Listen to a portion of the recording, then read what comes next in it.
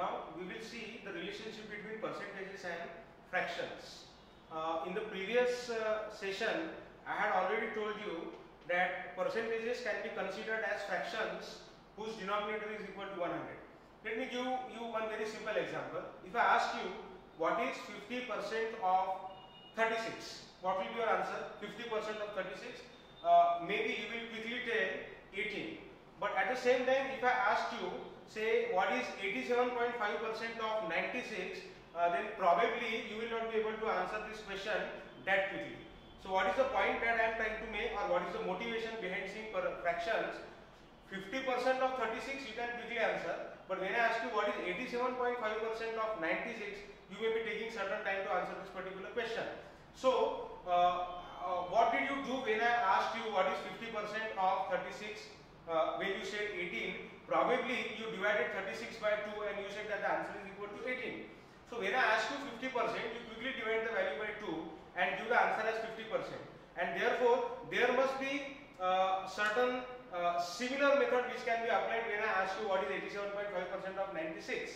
And the way you divided 36 by 2 to get the answer as 18, which is 50%, similarly there must be certain value upon which, dividing by which you will get the value of 87.5%.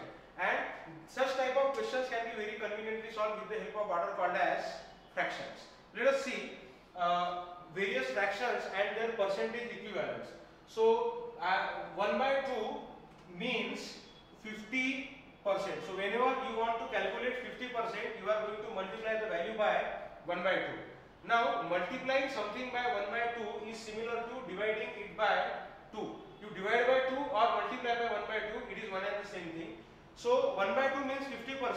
So what should be the value of 1 by 1? 1 by 1 means 1 and 1 stands for 100%. So everything is 100% of itself. In one of the previous examples, we had considered total marks is equal to 600, and when I say total marks is equal to 600, that means 600 marks will be called as 100%, and fraction wise that will be represented 1 out of 1. So you can say when a student scores 1 mark out of a total of 1 mark, he has scored 100%. So 1 by 1 100%, 1 by 2 50%. Now you do half on both the sides, you will get the value of 1 by 4, because what is the relationship between 1 by 2 and 1 by 4? 1 by 2 multiplied by 1 by 2 is 1 by 4, and you multiply 50% by 1 by 2, you will get the percentage equivalent of 1 by 4. What is 50% of 50%, or what is half of 50%? It is 25%. Again you divide by 2 on both the sides. 1 by 4 divided by 2 is 1 by 8. 25% divided by 2 will come out to be equal to 12.5%. 1 by 8 divided by 2 is 1 by 16. Similarly, 12.5% divided by 2 will come out to be equal to 6.25%. Now, in general, what we are doing, or what we can do for converting a fraction in percentages. In one of the previous sessions, we had seen the method for converting fraction to percentages and percentages to fraction. I will revise it once again.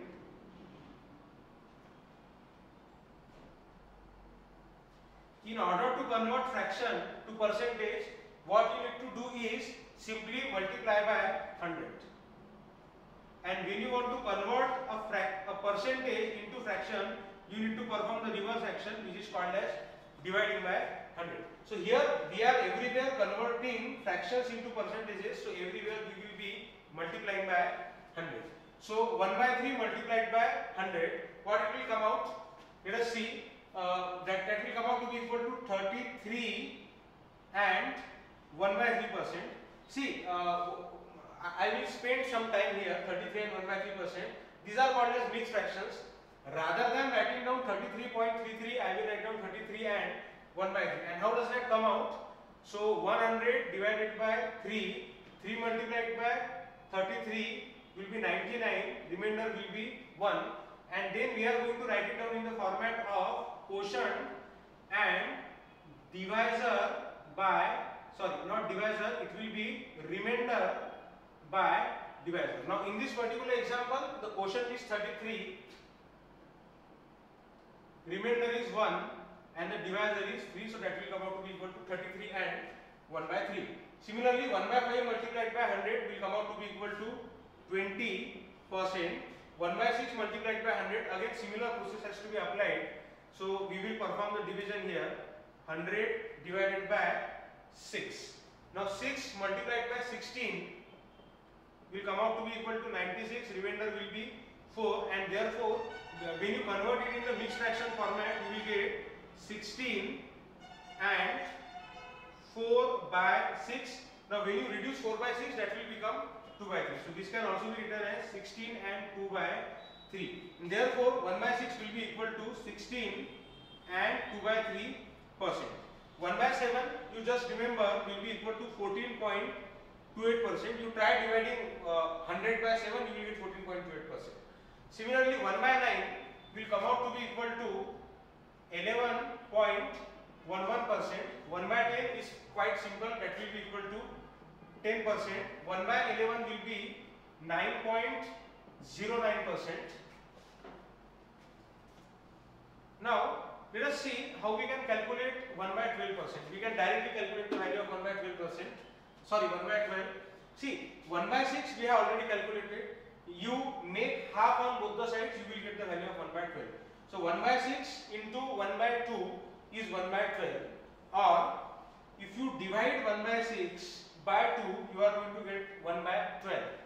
And when I am saying again and again, in an equation, whenever you divide left hand side by something, you divide right hand side by the same thing. So 16 2 by 3 divided by 2, what it will come out? You can divide in parts. 16 divided by 2 will be equal to 8, and 2 by 3 divided by 2 will come out to be equal to 1 by 3. So this will become 8 and 1 by 3%. 1 by 13, you remember it directly, it is equal to 7.69%. 1 by 14 can be calculated from 1 by 7. You do half on both the sides. 1 by 7 into 1 by 2 is 1 by 14. 14.28 into 1 by 2 will come out to be equal to 7.14%. And similarly, from 1 by 5 we can calculate the value of 1 by 15. Now you tell me, if we want to go from 1 by 5 to 1 by 15, what operation needs to be performed on 1 by 5? What I will say, you multiply 1 by 5 by 1 by 3, you will get 1 by 15. I will just write down here 1 by 5 multiplied by 1 by 3, you will get 1 by 15. So when I multiply the left hand side by 1 by 3, the right hand side must also be multiplied by 1 by 3. And what would be 20 multiplied by 1 by 3? It will be 3 multiplied by 6, 18, remainder will be 2, and that 2 again has to be divided by 3, so this will become 6 and 2 by 3%.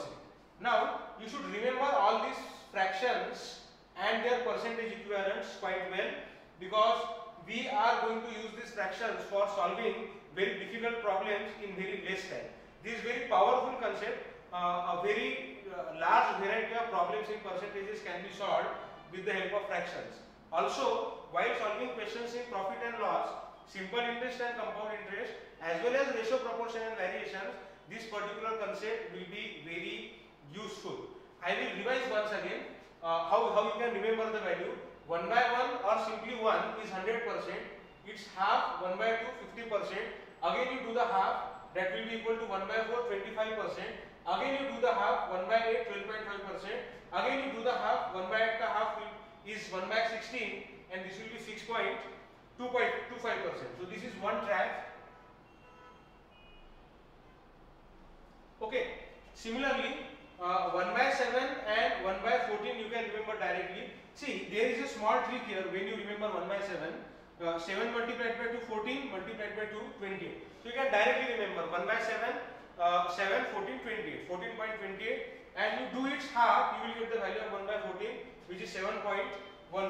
So these two values can be remembered in pairs.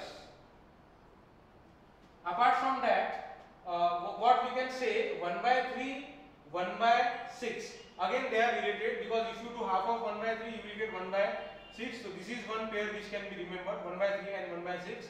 Similarly, 1 by 9 and 1 by 11, there is something, a pattern that you can remember. This is only for remembering, it's not a formula or any method. See, 1 by 9 is 2 times 11 and 1 by 11 is 2 times 9. But when I say 2 times 9, it is not 9.9, it is 9.09. So better, whenever you write down 1 by 11, you write down 0909, so that you can remember. 1 by 9, 11, 11, 1 by 11, 09, 09. Automatically this 0 will eliminate and you will get 9.09. So this is a pair which can be remembered. 1 by 11 and 1 by 9. 1 by 10 is quite simple, that is 10%. Now 1 by 12 again can be taken from 1 by 6, because again that is half on both the sides. 1 by 3 divided by 2, 1 by 6 divided by 2, 1 by 12. 1 by 13 is little bit different, you need to remember it quite well. And 1 by 15 can be taken from 1 by 5. 1 by 5 divided by 3 is 1 by 15 and it is equal to 6 and 2 by 3%.